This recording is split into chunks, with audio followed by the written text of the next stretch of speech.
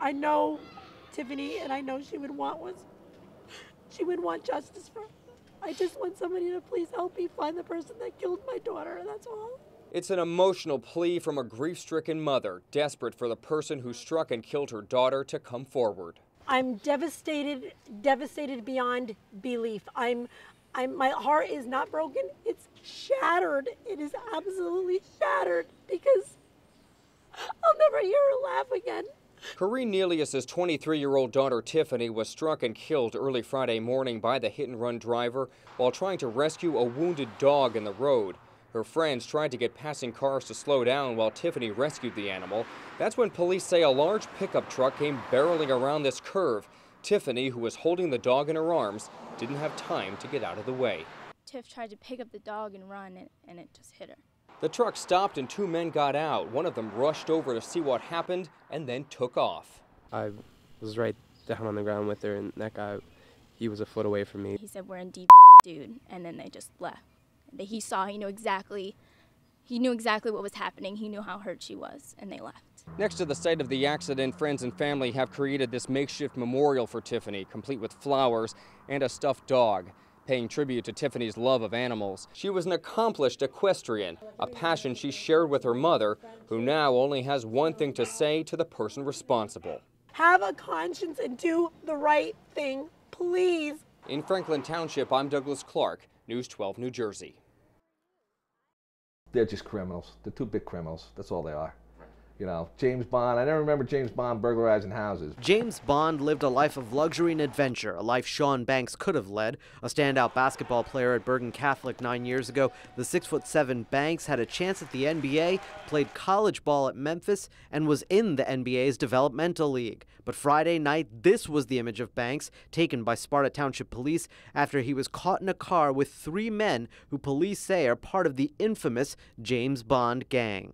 We knew they would be back at some point. Sparta Police Sergeant John Beebe says the gang couldn't resist another high-end heist, even though 3 were out on bail from prior arrests. They allegedly hit 2 homes in the Sparta area, but Asim and Akeem Boone, Jerry Montgomery, and Banks were caught when they were pulled over for speeding. The 4 led a chase down Sparta's tiny main street at 90 miles per hour, eventually turning, hitting a curb, and flipping.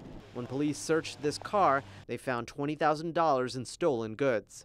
Extremely dangerous situation. If he had gotten in an accident with another car, it would have been catastrophic. Now, if the allegations prove true, then the James Bond gang stayed true to form. They came to this fairly affluent street here in Sparta, Wordsworth Place. They kicked in the door to a house, ransacked it, and made off with thousands in valuables and jewels. Did the same to a home in nearby Jefferson Township.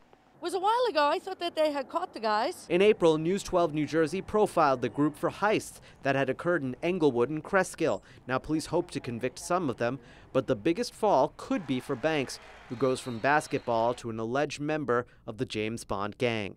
In Sparta, Ranji Sinha, News 12 New Jersey.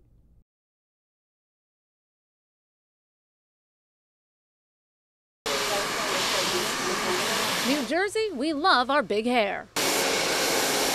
But bigger is not always better, especially when it's thanks to Mother Nature. And this week, well, forget about it. It curls up, gets frizzy, and then it sinks. I'll straighten it, go out for a walk, come back, and it's curly again. So it's very frustrating. I feel your frustration. Check out my hair before discovering the flat iron. That's a lot of hair. Please don't judge. It was a long time ago.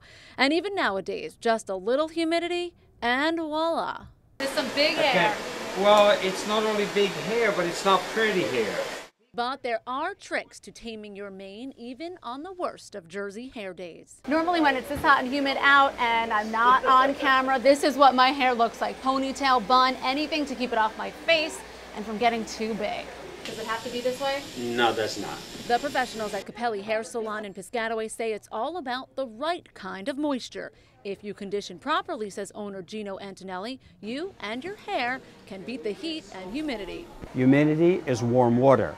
It's just going to blow up the hair. It's going to open up the cuticle of the hair, blow it up and cause it to be frizzy. He says use a moisturizing shampoo and conditioner, along with a leave-in conditioner like this spray.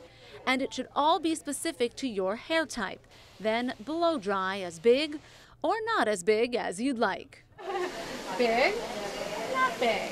Well, Frizzy, smooth. Right. In Piscataway, Marcy Rubin, News 12, New Jersey.